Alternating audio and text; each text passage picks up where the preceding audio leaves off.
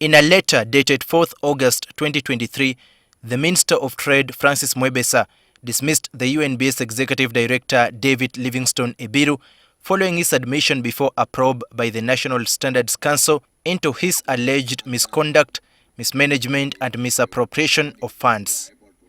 The National Standards Council had, in a special meeting held last week, established that Ebiru had misappropriated funds that caused financial losses to UNBS.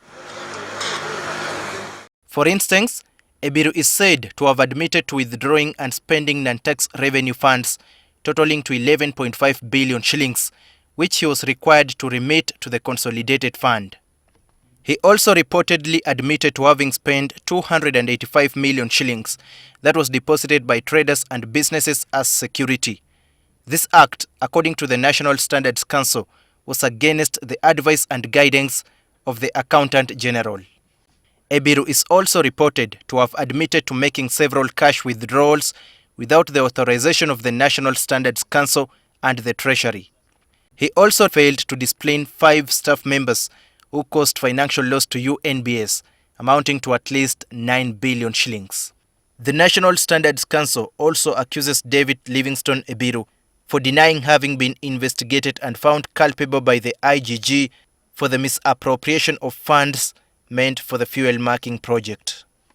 Ebiru last month told members of parliament on the Committee on the Commissions, Statutory Authorities and State Enterprises (COSASE) that he offered a 100 million shillings bribe to his supervisors to retain the job.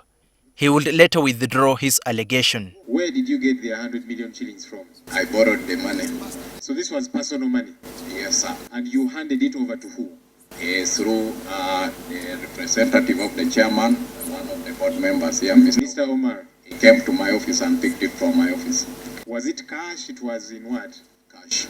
Cash. In a bag? In what exactly? In a bag.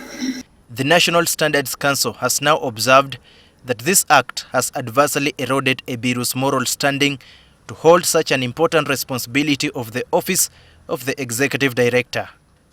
Trade Minister Francis Mwebesa says Ebiru's admission of bribery under oath and attempting to withdraw such an allegation has caused grave injury to the reputation of the UNBS chairman and members of the National Standards Council.